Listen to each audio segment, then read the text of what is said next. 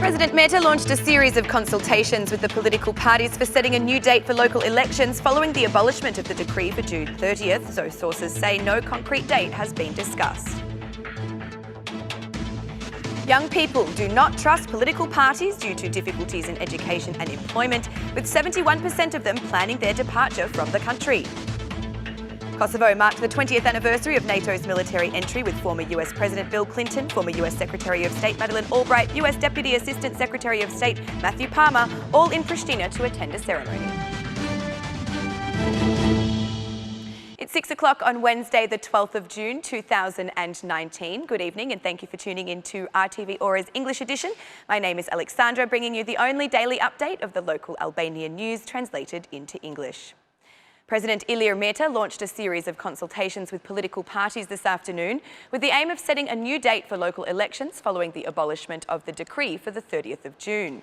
Sources of RTV Ora suggest that a meeting will take place at 7 p.m. this evening after the President returns from Kosovo with the Republican Party, the Demo-Christian Party, the Unity for Human Rights Party, the Movement for National Development and the Environmentalist Agrarian Party. Prior to talks with the President, the Allies met with the DP Chair, Lulzim Basha, in the Democratic Party headquarters, though they have since avoided communication with the media. Sources stated that no concrete election date has been discussed and that the opposition remains strong in their stance. They will only participate in elections if Rama leaves. It is not yet known if the President will call a joint meeting with representatives of the Democratic Party, the Socialist Movement for Integration and the Socialist Party. Despite the situation between them being tense, Mehta shook hands when meeting with Rama at a ceremony in Kosovo today, thus giving a positive signal. President Ilir Mehta abolished the decree on the June 30th election date because of the current domestic political crisis, giving political forces the opportunity to dialogue.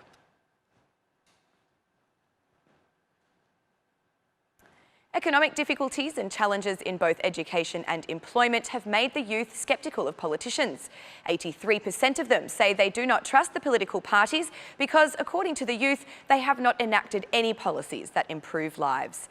The civic resistance raised another major concern, the departure of youth en masse to countries abroad.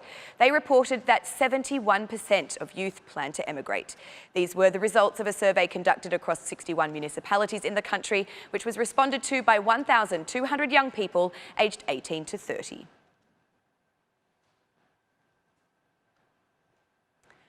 Kosovo today celebrated the 20th anniversary of the deployment of NATO troops in an operation that helped stop a Serb military crackdown on ethnic Albanians that left more than 10,000 dead.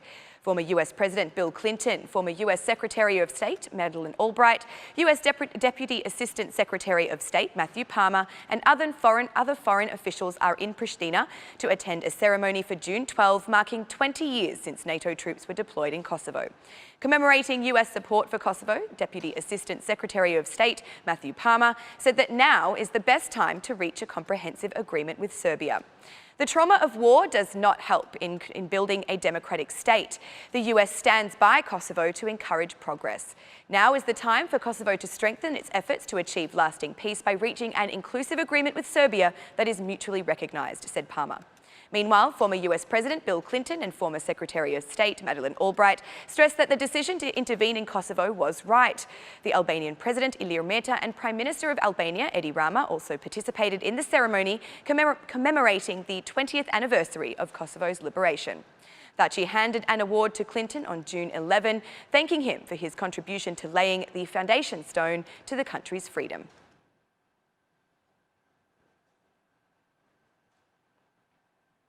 The United Nations Security Council unanimously adopted the first resolution on missing bodies during armed conflicts, including 45,000 registered only during 2018 by the International Red Cross. The resolution drafted by Kuwait calls on all sides to look for missing persons, to return troops back to their homelands and to keep a tally of those who are missing. The draft also calls on the parties involved in the conflict to report on arrested or detained persons and allow them to connect with their families. The International Committee of the Red Cross was mandated in 1949 by the Geneva Convention to address global issues. The head of this committee, Peter Maurer, said the issue of missing persons during conflict has become very worrying in recent years.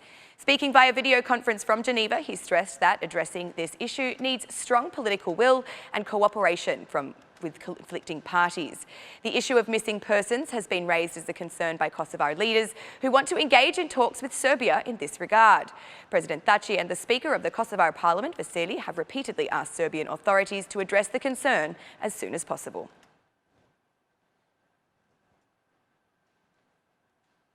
By the 16th of June, the High Council of the Prosecution will have a list of 4 names in the running for General Prosecutor.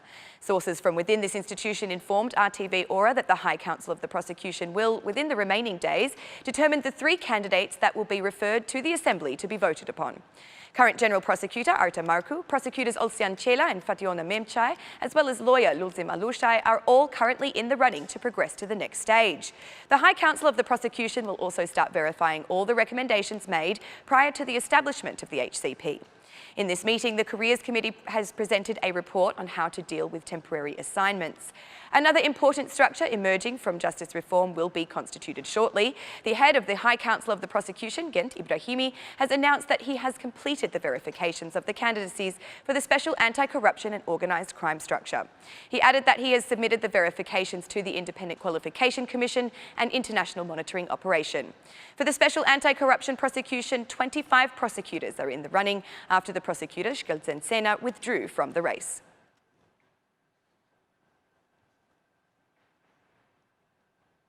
More than 2,000 students of the Polytechnic University of Tirana have been equipped with a student card, thus benefiting from a range of free or low-cost services. Mayor Veliai expressed his satisfaction for the progress made with this process at the university and added that up until now, more than 10,000 cards have already been distributed. Over 10,000 students across Tirana have been equipped with the student card. I hope that by the end of June or continuing into July as the exam season continues, we are able to distribute all the cards, said Veliai. He emphasised that thanks to some private entities and businesses which have offered their services, the number of benefits for students has considerably increased. We currently have about 50 to 60 products or discounts for public services of the municipality, the Ministry of Culture and other entities, mainly focusing on public services for students. Furthermore, there is nearly as much on offer from private companies, with discounts for stationery, clothing, groceries, restaurants and other electronic services to help students, added Veliai. He underlined that they will continue to work on the distribution of cards during the remaining weeks before students break up for summer vacation, with the aim that every student can access the range of services offered via the student card. We want to keep this rhythm all summer long. At the last meeting of the City Council, we created a separate agency, the Student Card Agency, for the City of Tirana. If this project, as it has been operating so far, finishes successfully, then it will be an example, a base for other municipalities, as we have already set up the database and it functions very well, concluded Veliai.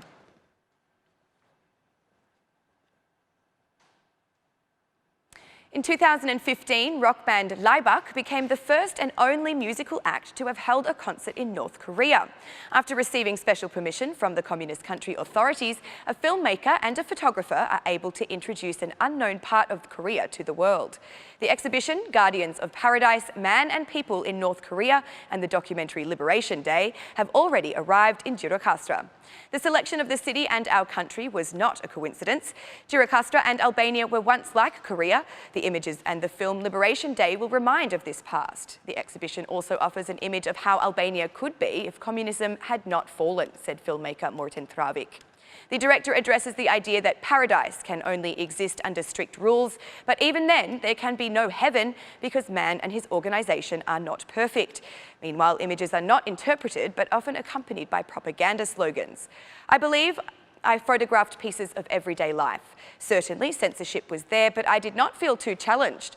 I could take pictures in schools, on the street, in shops, at work, and occasionally I was even able to talk to people, said photographer Jorun Pedersen.